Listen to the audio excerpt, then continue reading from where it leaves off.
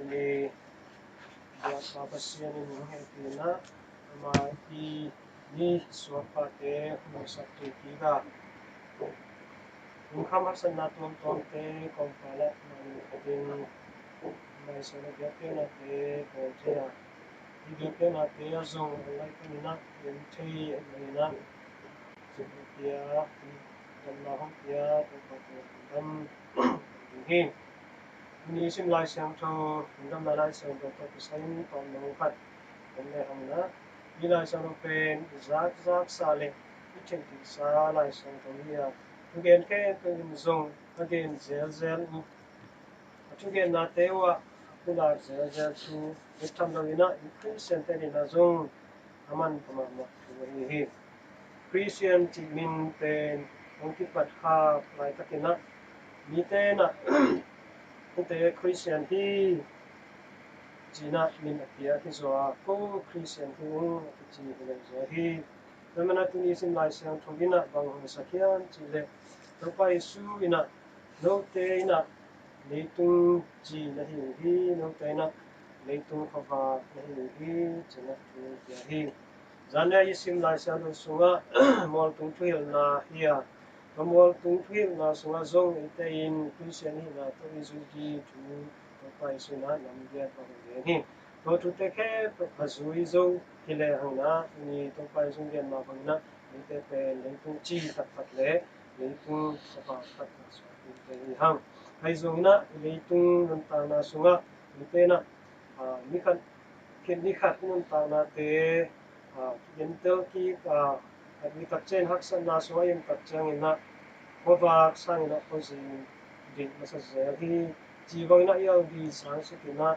allo ina mite kecil ina mite zeri ini na topai su ina note itu Khuppi mite cina katli kemudian tihi note ji note ji dengan itu na ji na Christian hi na pen chi bangina iya sakni topai ini Christian hi na pen Khuppi bangina kai sakni topai hi intena pasien ta ikizop na ahoi ma bangina mite ta ikizop na zong ang Christian hi mite na note gamtan na hoi te amu siangin ban tunga amna pang khatu du han chamun chi hi te hangina ite gamtan hoi na te hangina ite i Muntak zia, muntak hoi te, muntak na hang na mite pasien ikizom sa pasien to kinai sa te pai sila hi naman na ite i kanun ta na suwa ina nga masa pe na pasien to ikizom na relationship hoi masa hi to pasien ikizom na ahoi kita chana ite suwa al na hong tungin ite suwa khoba tak hong tunga kita chana to al na le to khoba pe ite to ala hi aina tuni ite i muntang na kondo cekatin ki kena kei chi bangna kang katiham kei khoba bangna tatang katiham sai tele khoba ina pi na chi bangina al kisana pi na to ka al na ikela ka khoba pen in chipin na ikela ka khoba pen meiwa kiba ina lo to ki bangna ki na ya chiga kisani na para kuni tua iba imei banga itan na pen ikhup chip lowin tao sang tunga akiba meiba i zong ni na nandam na lai sang thogina ni malkin cha tunga ngi chuina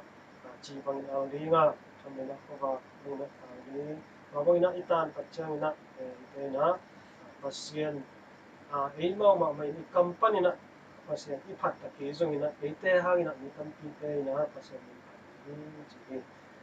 na ina te hi online ngai tu ton ina isa sunga ki halna ha te na influence sunga zong in te le pa mai zong in i hoi cha na izin ko na te a chi bangina ni te na pia hi chi te na khoba ko na ni te khoba ta ni sak khoba ta sak ni te so kon tu na pa